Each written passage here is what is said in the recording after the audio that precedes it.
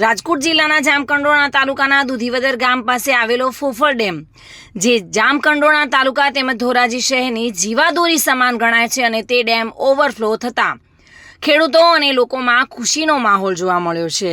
ત્યારે તેના વધામણા ધારાસભ્ય જયેશ રાદડિયાએ કર્યા હતા। જામકંડોરણા તાલુકાના દુધીવદર ગામ પાસે આવેલા ફોફળ ડેમ જામકંડોરણા તાલુકા તેમજ ધોરાજી શહેરને પાણી પૂરું પાડતો ડેમ છે અને તે ઓવરફ્લો થતાં તેના વધામણા કરવામાં આવ્યા હતા અને ધારાસભ્ય જયેશ રાદડિયા દ્વારા તેમજ રાજકીય આગેવાનો દ્વારા શ્રીફળ વધેરી પુષ્પાંજલિ અર્પણ કરી નવનિર્માણ કરાયા હતા।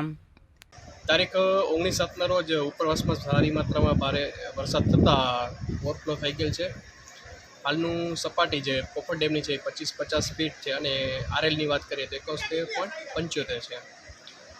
અત્યારની સ્થિતિએ 0.80 ફીટ એટલે કે 2280 ક્યુસેક આવક છે એ સામૂહિકની જાવક છે।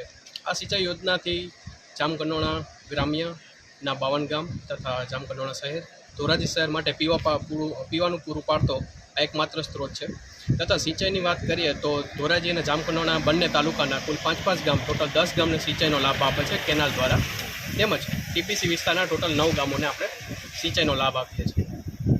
જામકંડોરણા તાલુકા તેમજ ધોરાજી શહેરની જીવાદોરી સમાન ગણાતો એવો ફોફળ ડેમ ઓવરફ્લો થતાં ખેડૂતો ખુશહાલ જોવા મળી રહ્યા છે। ચોતરફ પાણી જ પાણી જોવા મળ્યું હતું અને ખેડૂત નેતા એવા જયેશ રાદડિયા દ્વારા નવા નીરના વધામણા કરવામાં આવ્યા હતા। ધારાસભ્ય જયેશ રાદડિયા સાથે સમગ્ર રાજકીય આગેવાનો પણ જોડાયા હતા।